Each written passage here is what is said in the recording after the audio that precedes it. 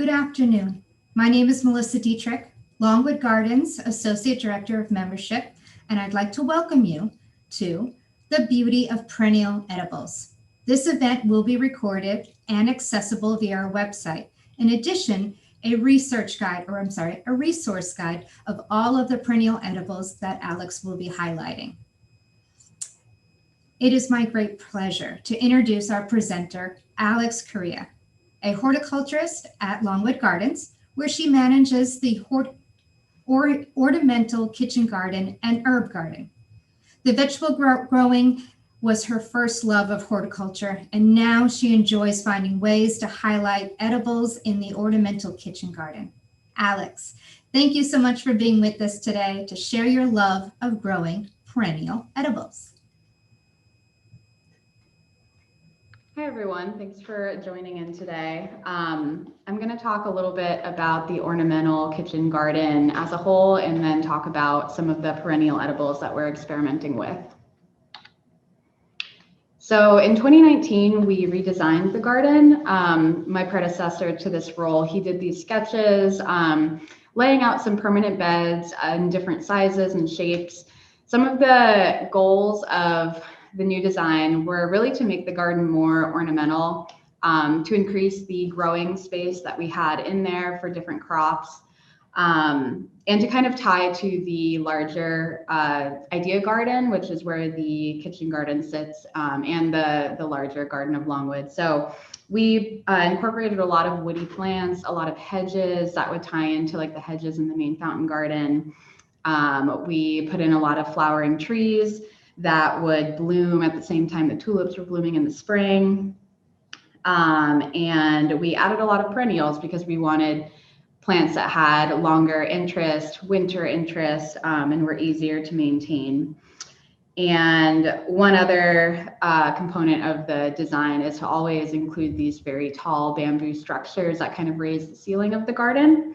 And we also wanted to add a lot of floral interest. So it's not just edibles, it's lots of flowering plants that add lots of color. So to talk about some of the design elements of the garden, every good garden needs some kind of structure in order to it. We achieve that here with straight rows of different crops. And then we have like our bamboo hurdles that create fencing around the big garden areas. And then of course our bamboo structures, all of that kind of makes the bones of the garden. It sets symmetry, the different heights of different plants kind of create viewpoints.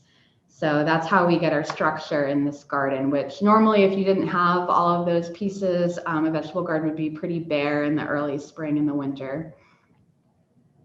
And so, of course, we have our bamboo structures. They're useful for growing binding plants. Of course, every vegetable garden needs something for beans and squash and stuff to grow on. So we use it as a way to get really creative, experiment with different designs that are also functional. And again, like I said, make them very, very tall. So like the one in the top right there, while we're building it, a lot of guests walk by and say like, oh, is something actually going to grow that tall? And it really does. Right now that trellis is covered in squash that are all the way to the top. But it really just raises the ceiling of the garden and makes everything feel larger than life. So that's part of the goal of those. And then there's a huge diversity of edible plants that are different habits and different sizes and different colors. So combining all of those gives us form and pops of color throughout the garden. So for example, on the left here, we have all kinds of different foliage colors and textures. This is in the fall, and just contrasting those together looks really great. On the middle right there, we have some kind of columns formed by corn. So just taking advantage of the different habits of these edible plants really helps us get that form and that color in the garden. And so one of the other important principles of the garden design is diversity. So I said we're not growing just typical vegetables or just edibles. We have a lot of floral interest too, but the diversity is also important to create a more diverse ecology as well. So we want to attract pollinators and beneficial insects that are predators to pests we have in the garden. So having that diversity is what I think really helps us control pests in the garden and keeps a good balance of everything. Our purple martins are the birds on the left there. They're a kind of swallow, and they come back every spring to occupy those boxes that we put out for them, and they eat tons and tons and tons of insects every day, all day long. So that is another great feature of our garden. So just to highlight some of the diversity and some of the floral interest we add, these are some photos from the last couple of years. From left to right, we have garlic chives, which are the white flowers I'll talk more about, but they attract tons of pollinators.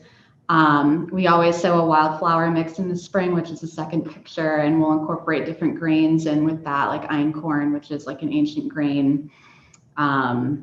Yeah, you can see more garlic chives, sunflowers, and then buckwheat, which is also a pollinator magnet and a cover crop. So we try to work in all of that different floral interest. Another component of the garden is we have kind of like a cut flower garden section. So we have all kinds of cut flowers that we grow there throughout the year. For example, some really great ones we had last year are these snapdragons, this bee balm or monarda, which bees love, and then that amaranth, which is ornamental and a good cut flower, but is also a grain. So yeah, we try to incorporate a lot of like grains to different kinds of things that are edible or have some kind of agricultural history to them. So when we think of vegetable gardens, we usually think of annuals. We think of tomatoes and peppers and corn and things that at least here don't survive a full year, or we always grow them as annuals. They're just going to be there for one season. They're great and they produce a lot, but they take a lot of work to grow. You have to buy new seeds every year, new plants. They usually need a lot of water, a lot of fertilizer. So they can be really, really needy, which can be worth it. But we're also trying to explore right now perennial edibles, which usually are a little bit lower maintenance.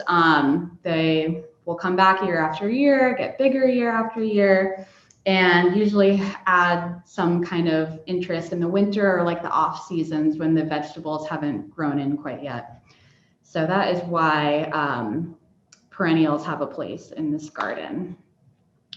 So it's very much still kind of an experiment right now. We have a corner of the garden, the northeast corner of the Ornamental Kitchen Garden is what we call our edible woodland. So the idea is we're kind of creating a woodland garden. We did this because that area of the garden has gotten pretty shady over the years. There's some really big willow oaks over there that kind of cast some shade in the afternoon. So the idea is that we could take advantage of an area that wasn't great for growing regular annual vegetable crops. It's very much a work in progress. We had trouble the first year getting plants established because we tried to transplant some plants that we had in other areas and they declined, and we've been needing to replace plants. So long story short, it is a work in progress if you do walk through there.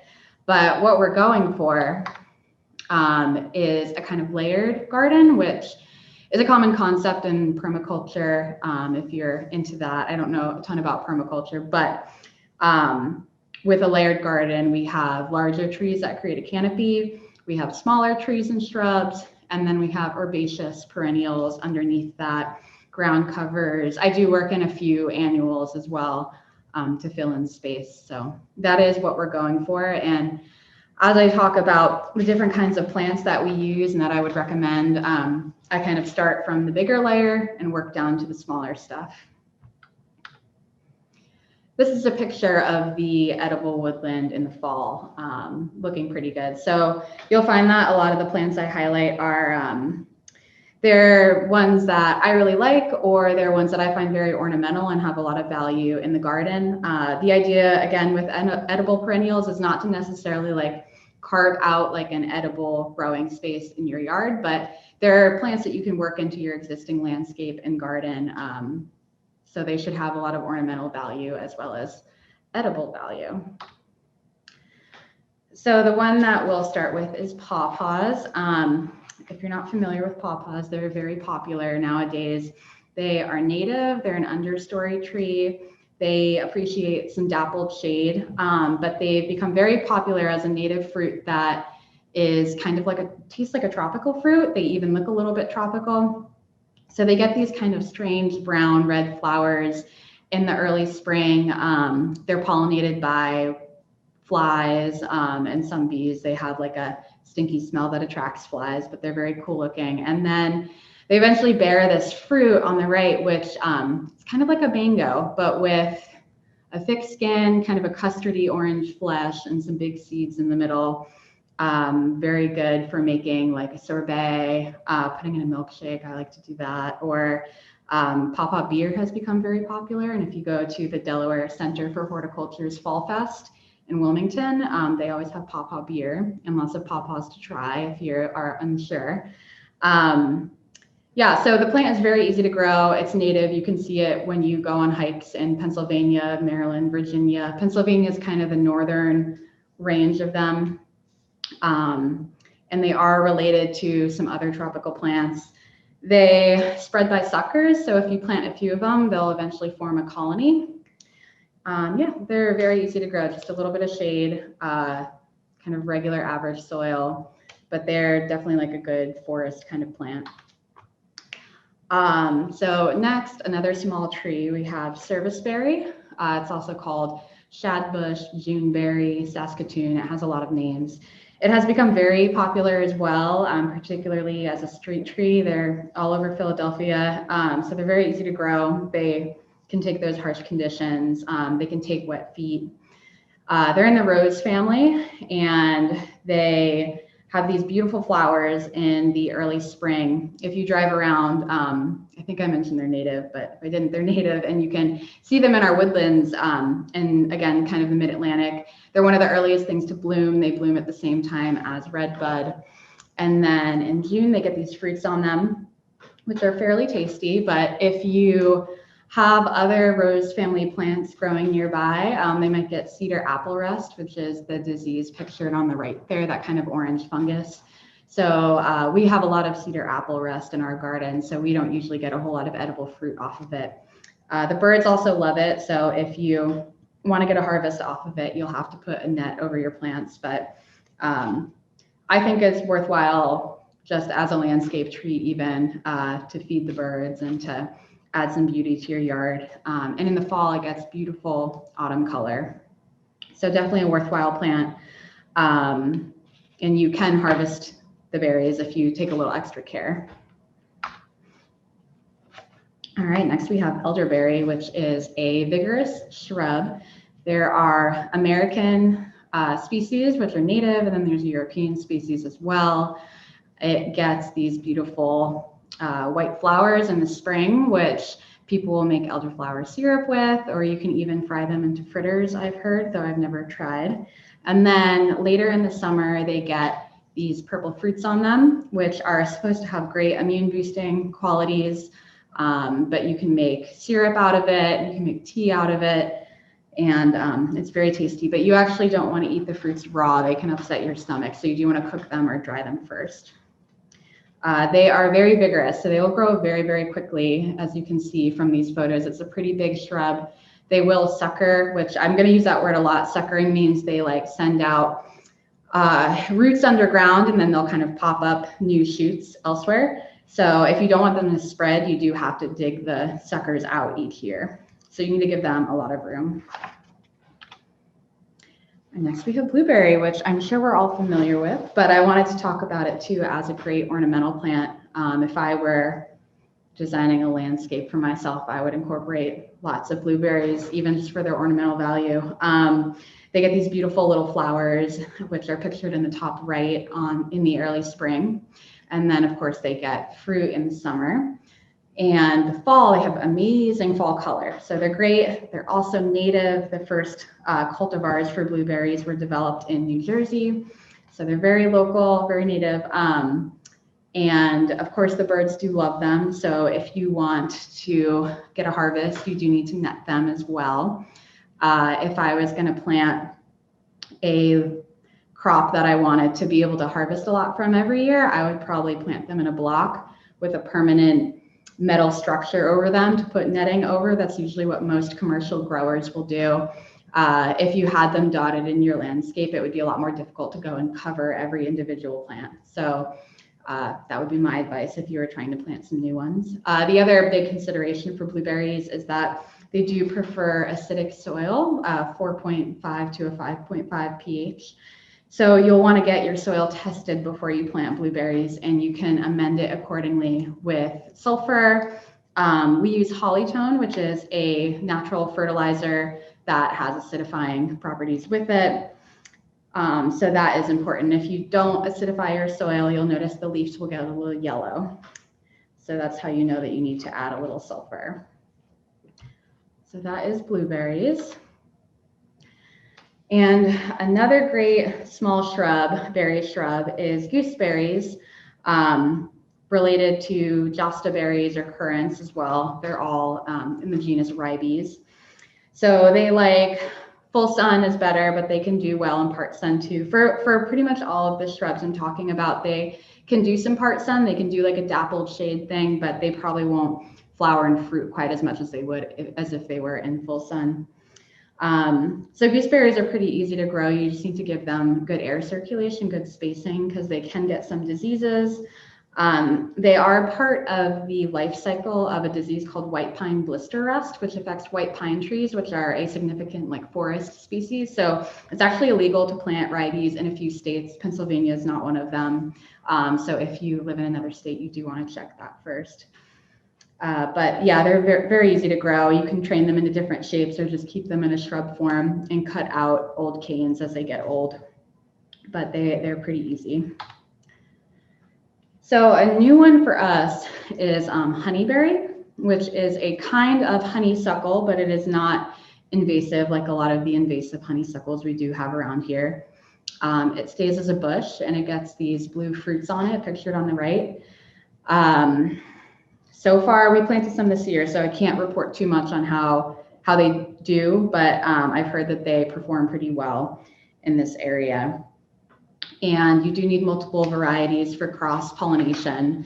And this is also the case with blueberries and lots of different kinds of berries, but there are different varieties that will usually flower and fruit at different times of year, which can kind of extend your harvest for a few weeks. And if you plant multiple different kinds of varieties, and honeyberry is one of them.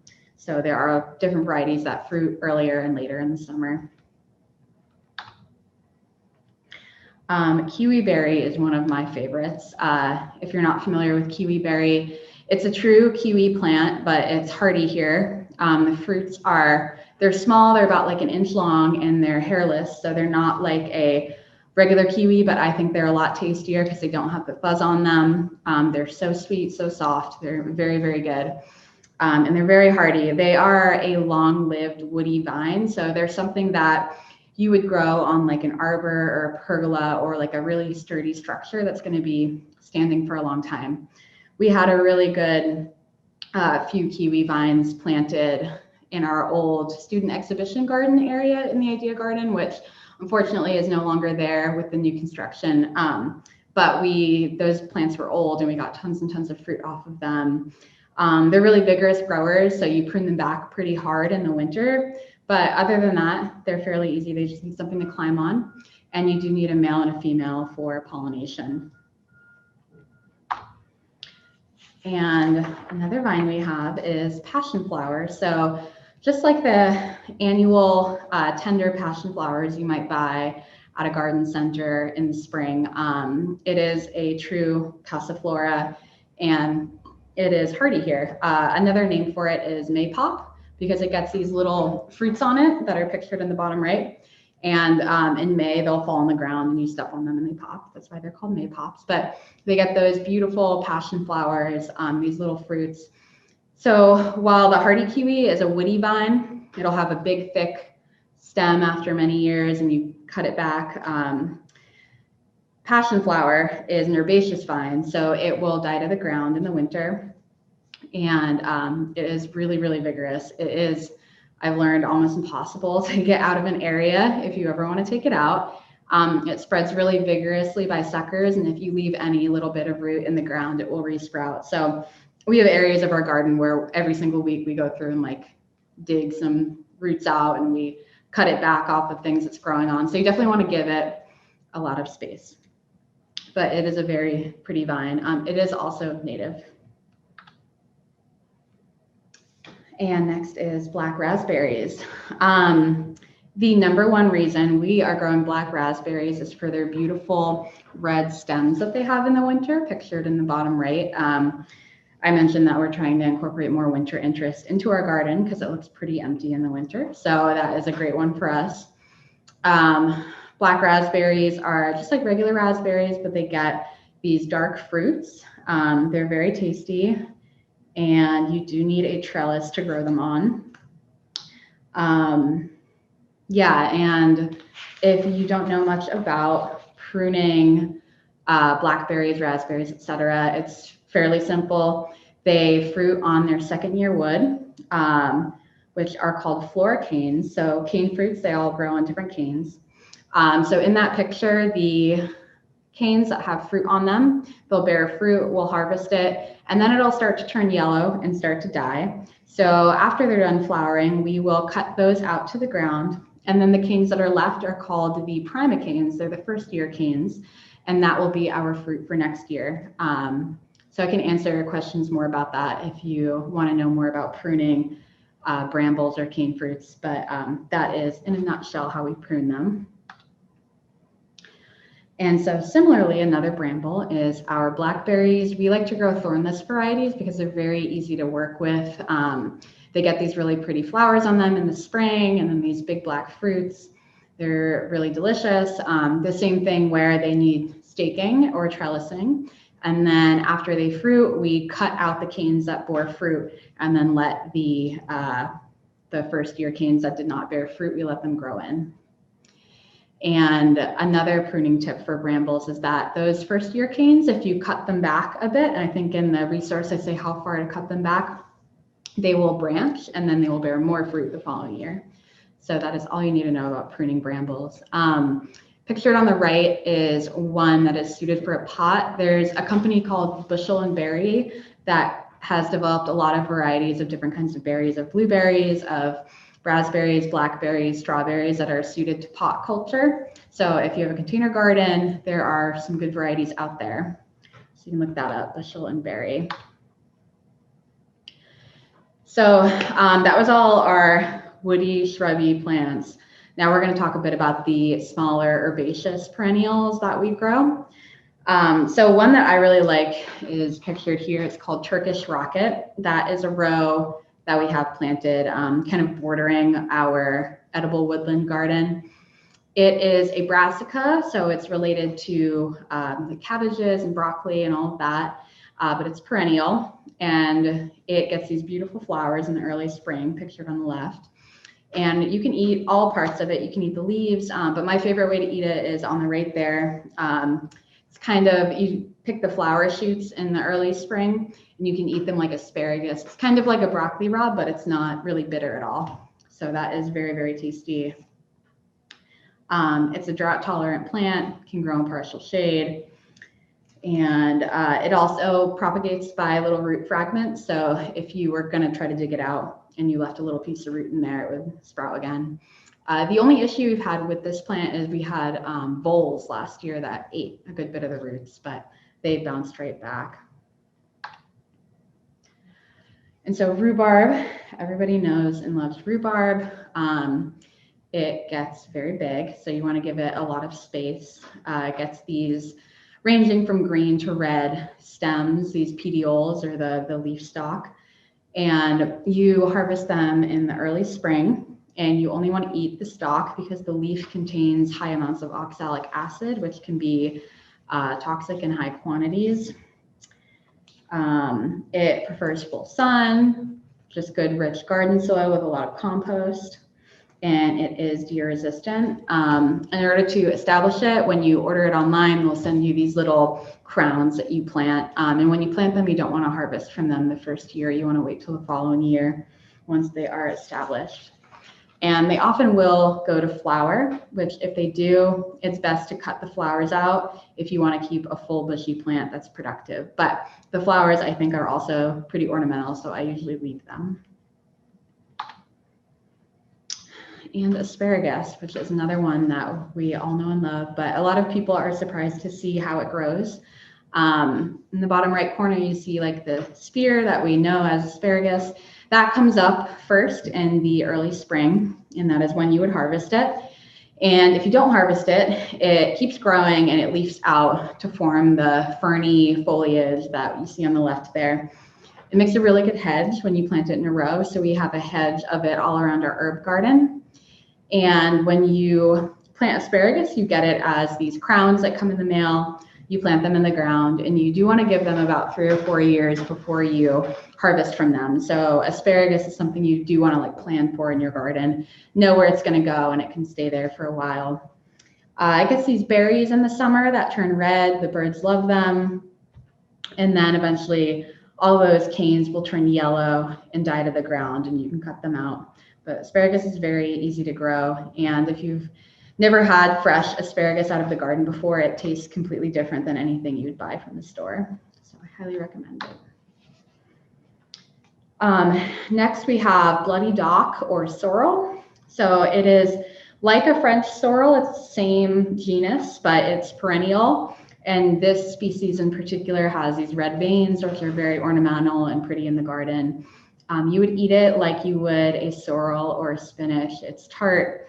When the leaves are young, it's tender.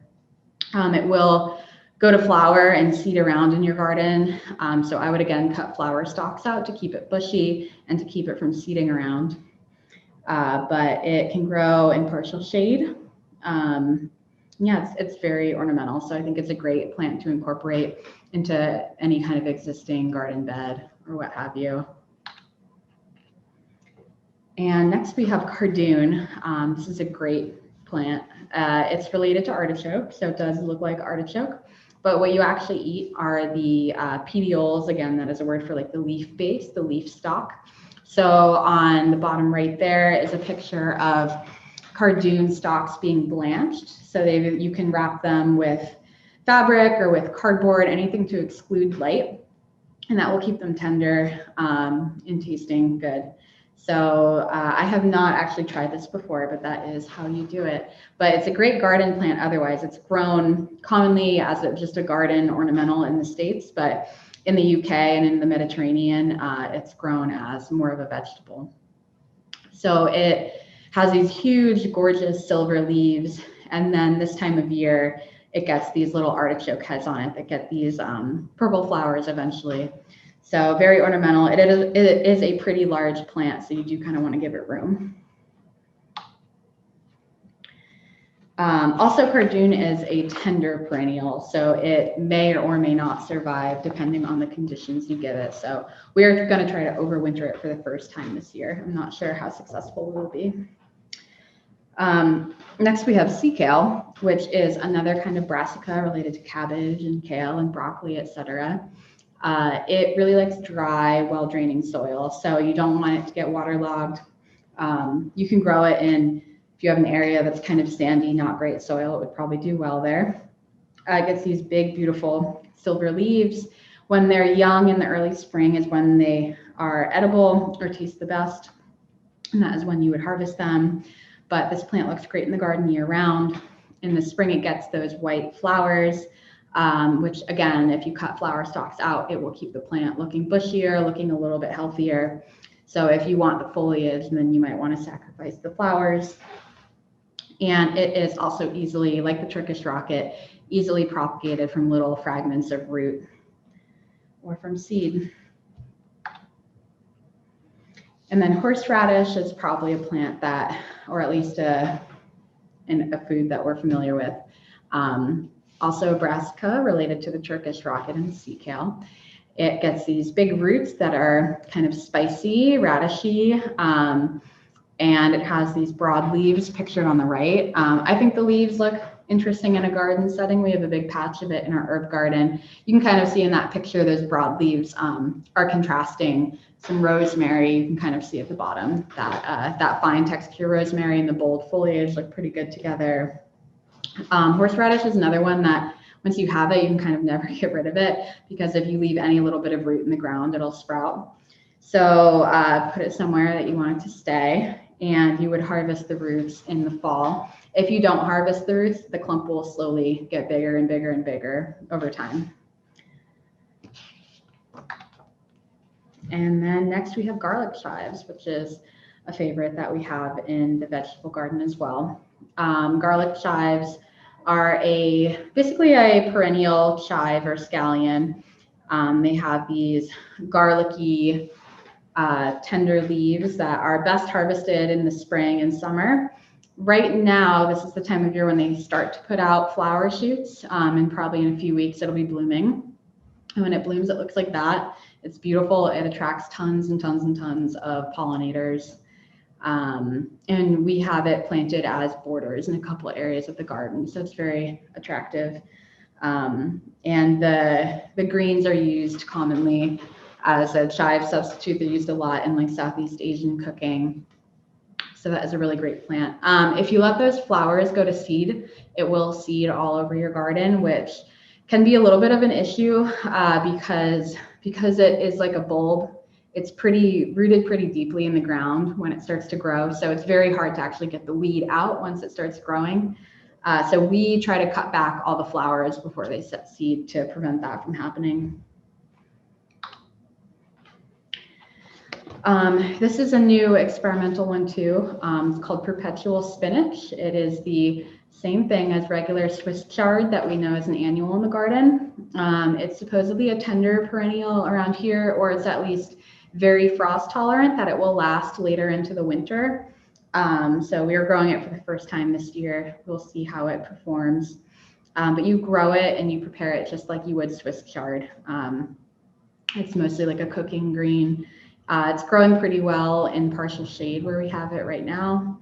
And then it is growing in the same kind of rich soil that everything else is.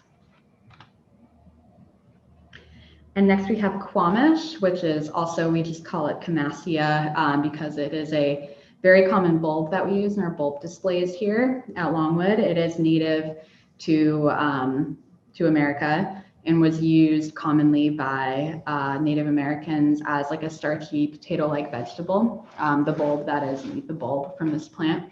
But in the early spring, it gets these beautiful flowers. The ones that we have are white, but they commonly come in blue as well. So that is a great choice to mix. Again, I think mix into a perennial planting. You have these May blooming flowers that would come up. And next is Jerusalem artichoke, which I will be honest, I have not grown because I am scared to grow it because it is also very, very vigorous and you can never get rid of it once you have it. But I have seen it growing and tasted it, and it's one of my favorite winter vegetables. It is also native. It is a true perennial sunflower. It is a helianthus, which is what our annual sunflowers are called, what their Latin name is. And it gets these beautiful yellow flowers in the summer. Goldfinches love to eat the seeds off of it.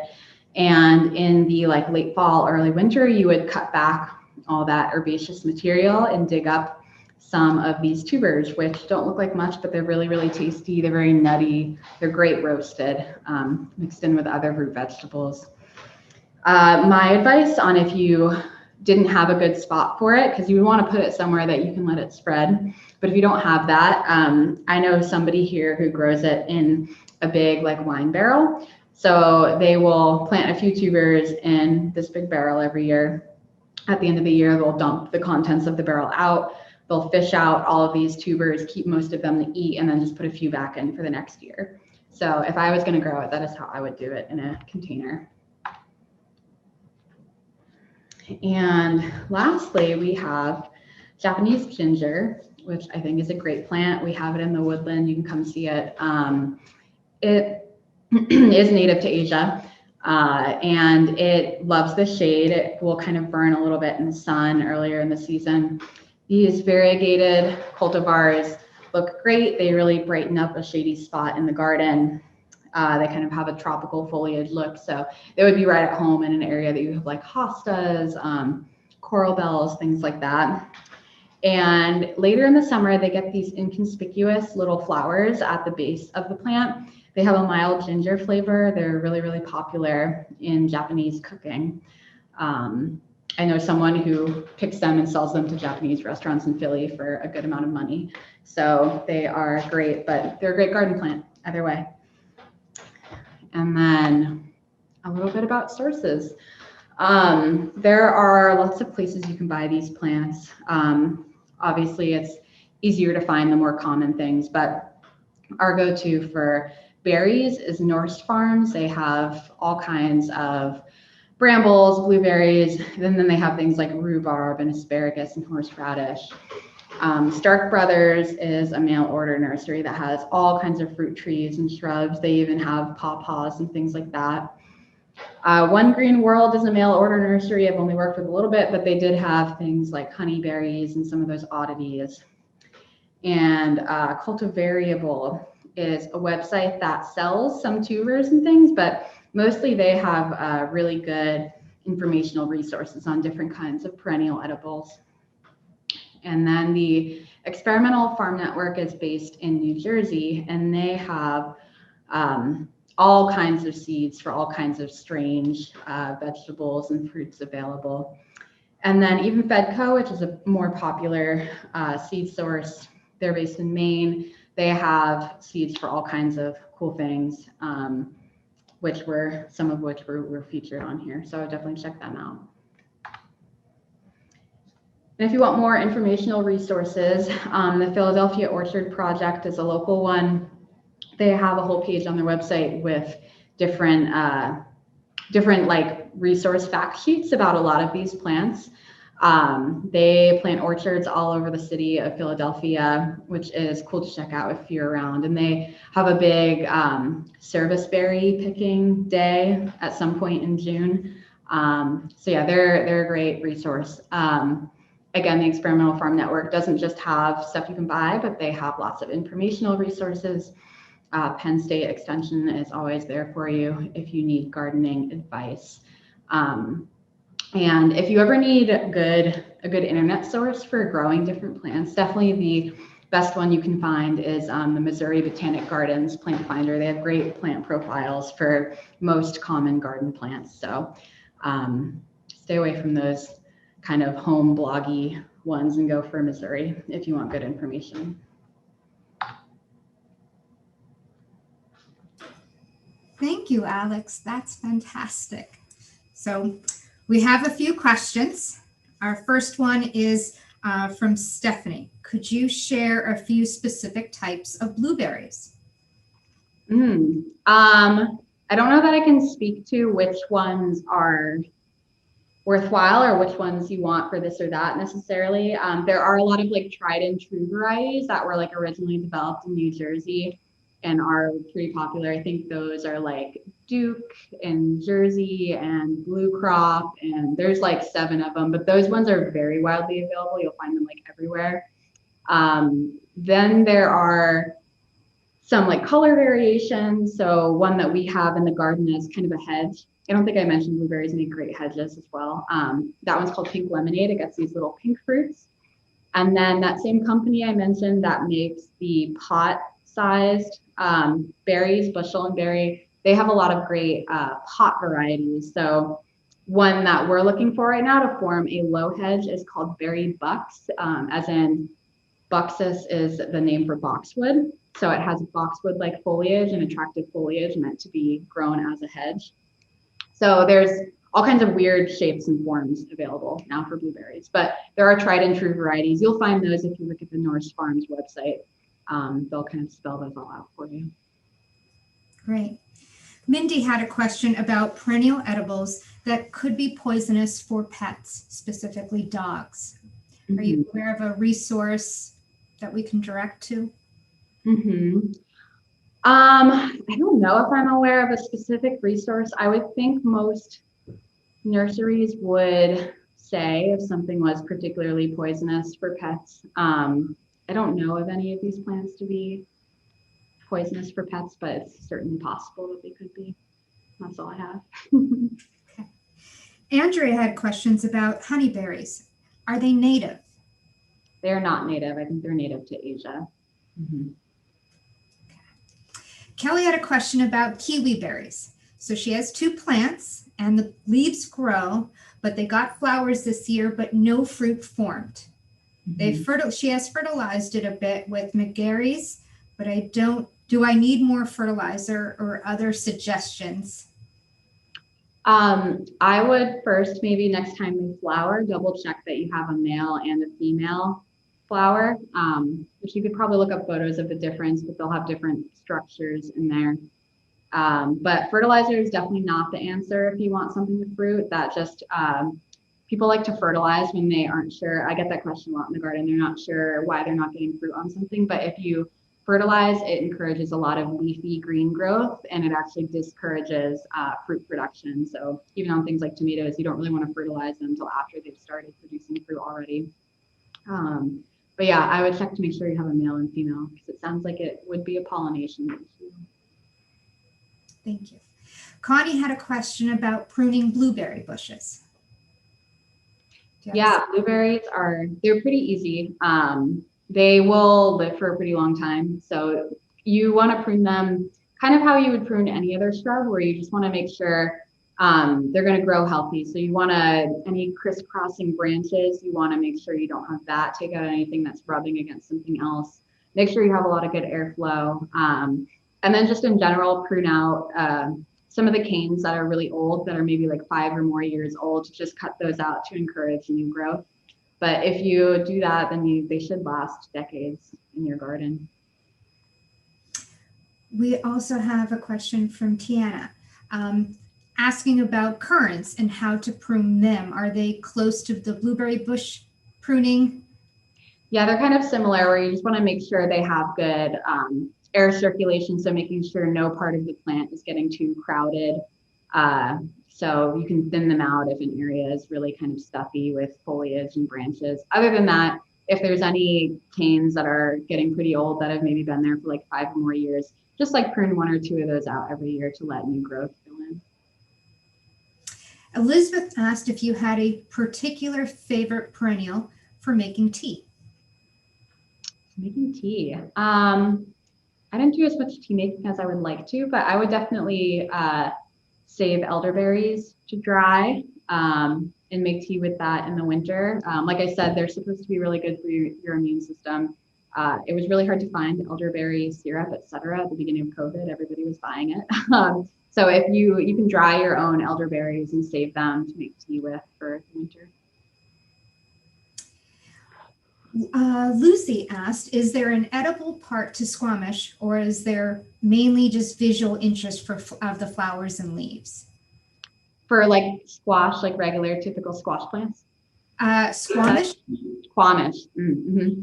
I believe it's just the bulb, just the root that you would dig and eat. Mm-hmm. Lorette has a question. Do you have beehives near this section of the garden? If so, have you noticed purple martins ever eating the honeybees?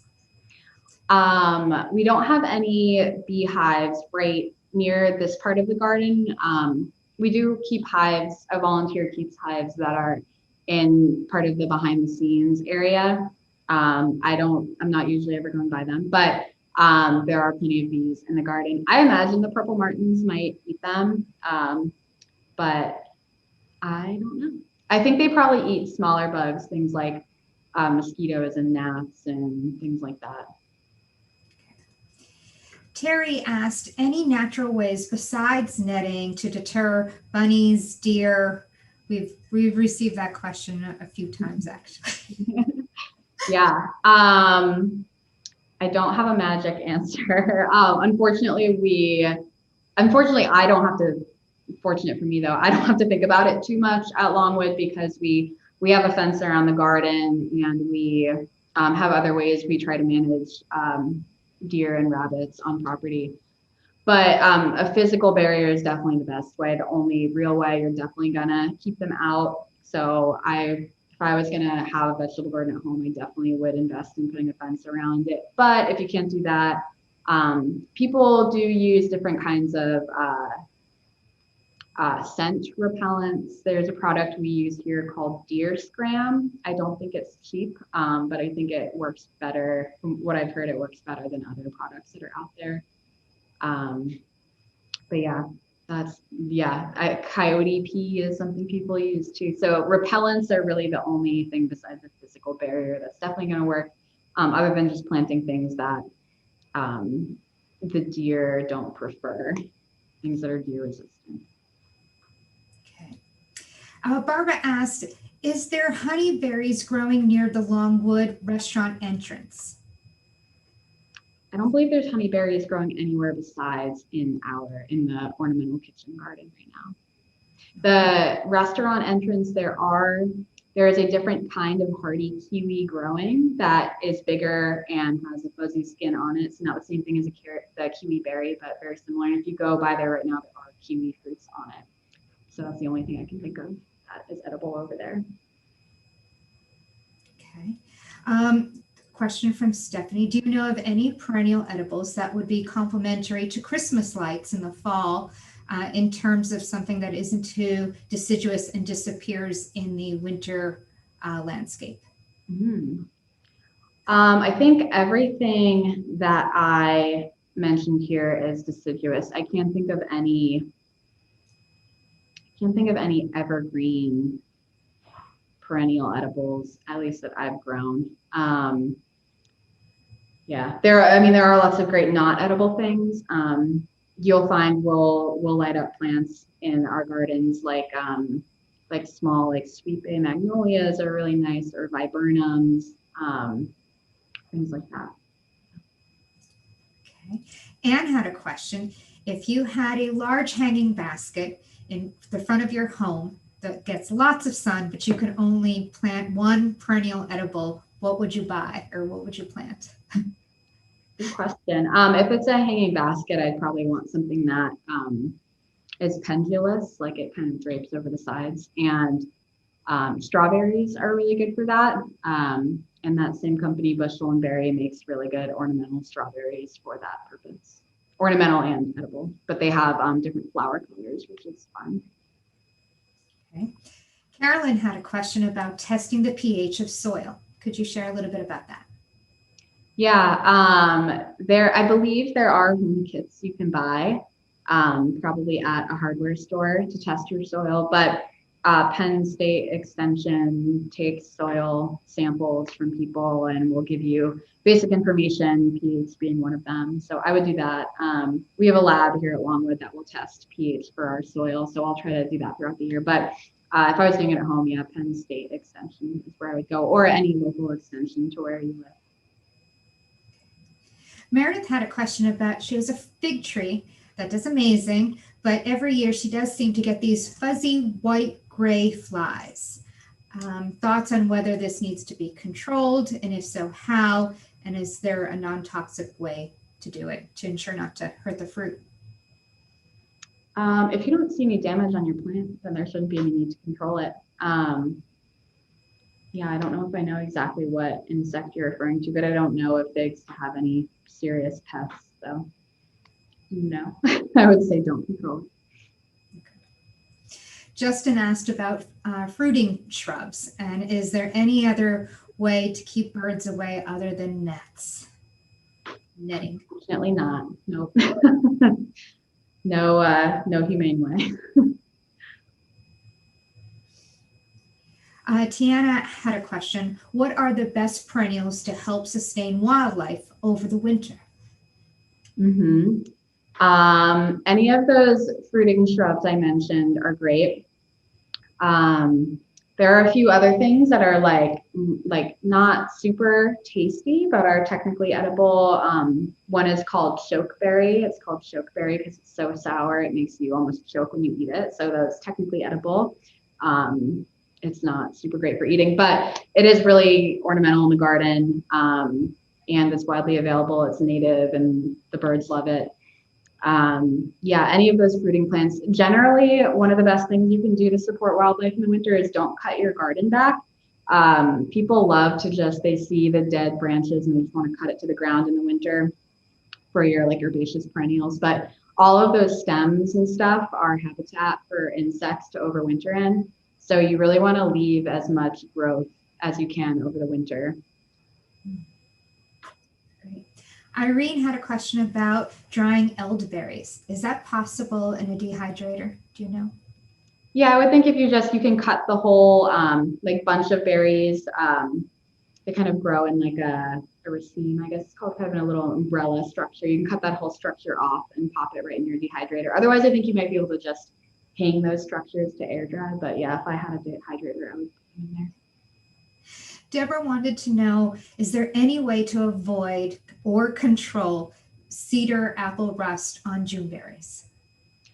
Yeah, the only thing to do is there are a couple things you can do. The main thing would be to remove any plants that harbor the disease. So just like for the gooseberries, they're part of a disease cycle with white pines.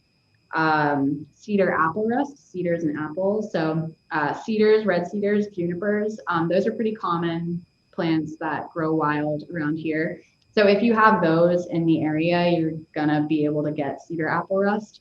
So you can remove junipers or don't plant other rose family plants that are susceptible to the disease as well. We have a lot of plants that are susceptible to cedar apple rust in our garden, like hawthorns and quince and apples.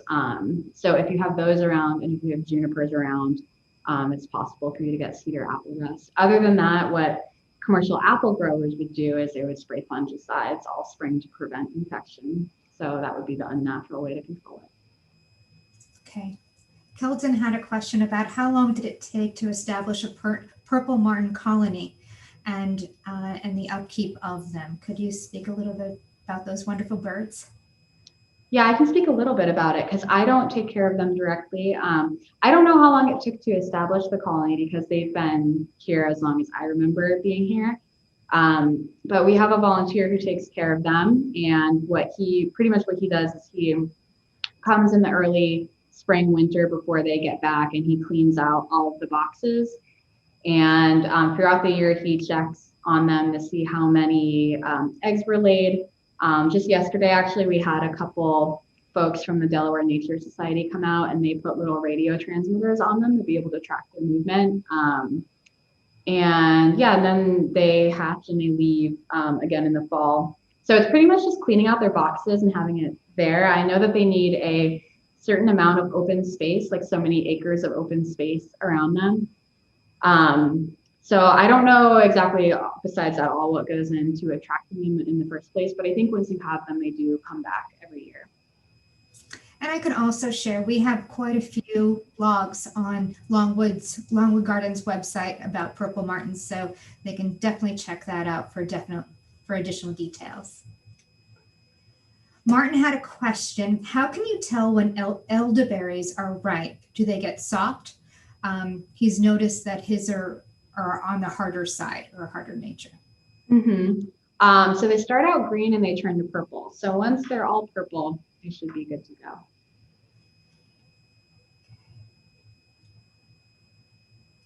What is the best time of year to plant rhubarb, garlic, chives?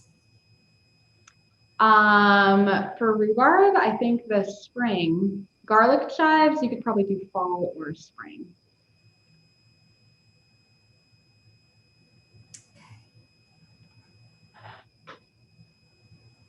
If you were starting a new woodland garden like this, are there any good resources available for planning? Mm-hmm. That Philadelphia Orchard project has some good sources for getting something like that started. But I'm sure there are quite a few books on permaculture out there. Again, I haven't dove deep into permaculture, but the idea of it is basically perennial edible gardening. People get really, really into it. So I think there's a lot more to it than I really understand. But there are a lot of books and resources about forest gardening and perennial edible permaculture things out there. So I think if you do a little bit of digging, you'll probably find something. Okay. Anne asked about top mulch that is commercially available. Would you suggest that for roses as well as native perennials? Top mulch, is that a particular product? It's not, she was, I think, what top mulch that is commercially available would you suggest for roses and native perennials? Yeah, if you're just talking about like a shredded wood mulch, yeah, that would definitely work in in most perennial gardens. We use a leaf mulch, or leaf mold. It's also called, like basically a shredded composted leaves on our um, edible woodland garden, and we use it on most of our beds at Longwood. The thing about wood chips is that if they haven't been fully composted, they will rob nitrogen from the soil and then rob it from your plants. So if you have well-aged wood mulch, that works well. I would also probably prefer leaf mulch for roses as well, and I think that is what our rose garden is mulched with. But wood chips can work fine if you know you have some well-aged ones. We have another question about Seema. She was asking about your experience with gooseberries and any tips on a gooseberry specifically called Alma in Hindi. Oh, I don't know if I know that one. Gooseberries, I'm not as well versed in as some of these other ones. So the only varieties I've experimented with are the few that are available from Norse Farms, that one resource I mentioned. I do not know that one, sorry.